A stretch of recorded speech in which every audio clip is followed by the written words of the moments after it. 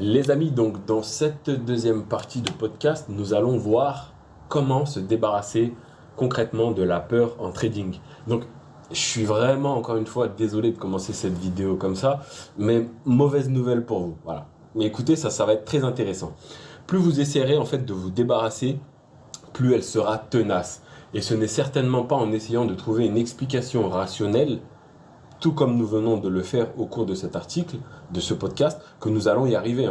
D'ailleurs, comprendre un problème ne permet que rarement le résoudre, juste par une prise de conscience. C'est que le domaine des émotions est celui du cœur, alors que celui de la rationalisation est celui de l'esprit. On ne peut finalement pas utiliser l'un pour résoudre le problème de l'autre. Il ne s'agit pas de comprendre pourquoi un problème existe, mais plutôt comment il fonctionne. Donc, comment on va faire ça?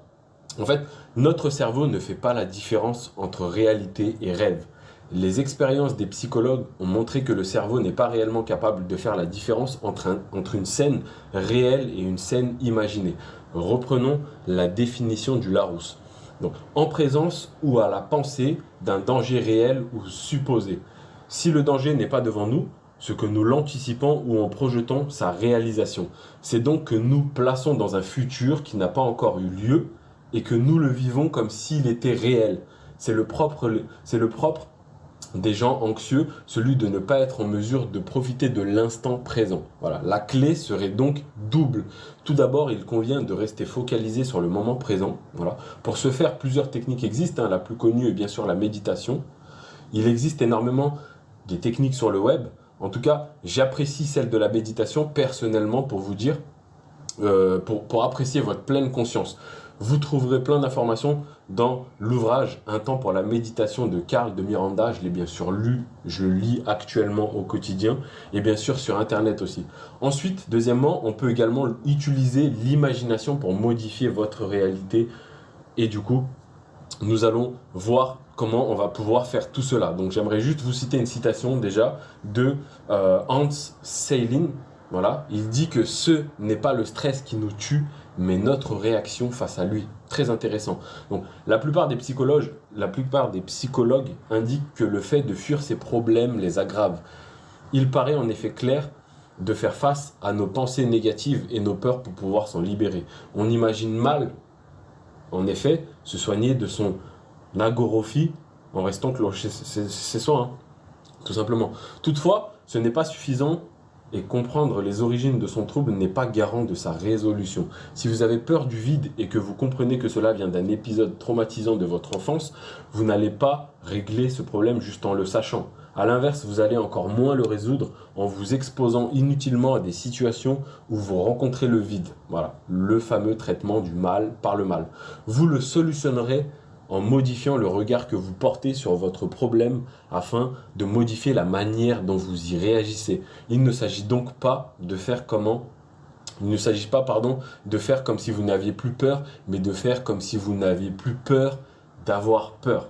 J'espère que vous comprenez bien ce principe parce que il ne s'agit pas, il ne s'agit donc pas de faire comme si vous n'aviez plus peur, mais de faire comme si vous n'aviez plus peur d'avoir peur. Concrètement, reprenons l'exemple de la peur du vide. Imaginez que vous soyez terrorisé donc par ce dernier. Imaginez que cela sera ainsi toute votre vie sans que vous ne puissiez rien y changer. Acceptez-le comme une possibilité et laissez la partie de vous qui est anxieuse à l'idée du vide prendre conscience que vous l'acceptez telle qu'elle est.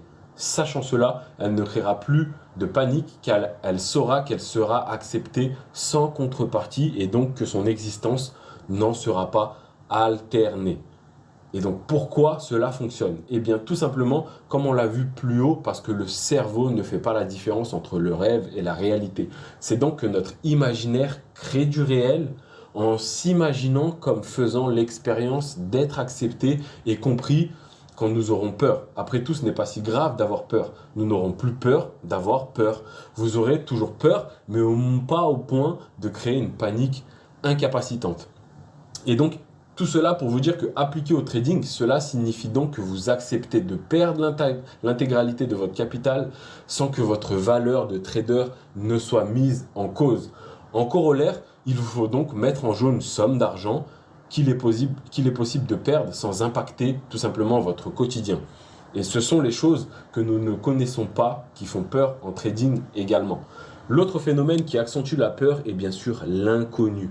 Or, la bourse est le domaine, et je pense que vous le savez, c'est le domaine de l'incertitude totale. Plusieurs traders recommandent de lâcher prise, c'est-à-dire de se libérer psychologiquement du désir de maîtrise et du contrôle des marchés, tout simplement parce que le marché n'a à faire de vous et que personne n'a de contrôle dessus. Comment faire quand on est un maniaque de contrôle et quand on considère que lâcher prise est une forme d'abandon et que c'est un mal?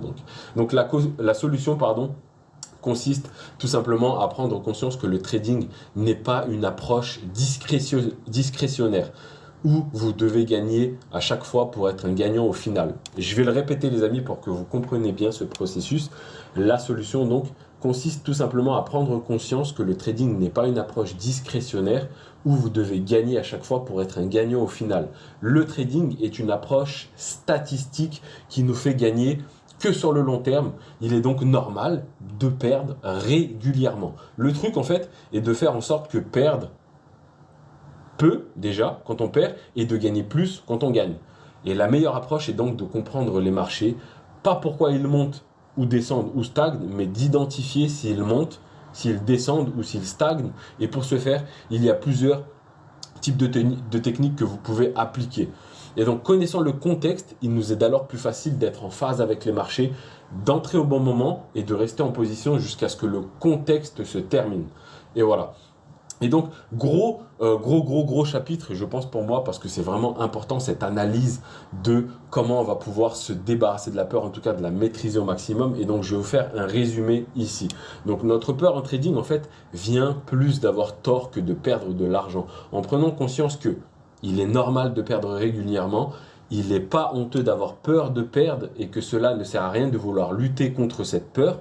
Et en misant de l'argent dont nous n'avons pas besoin et en appliquant notre plan de trading comme on le ferait sur un jeu vidéo sans se soucier du score au final, alors on pourra se libérer de la peur dans notre trading. Voilà. Lit comme ça et dit comme ça paraît très simple, mais je pense que le travail au quotidien, pour moi personnellement et pour vous, je vous l'incite, en tout cas, c'est de travailler sur cette chose où on accepte totalement de perdre de l'argent en trading. Et on le sait de toute façon parce que ça, c'est une certitude.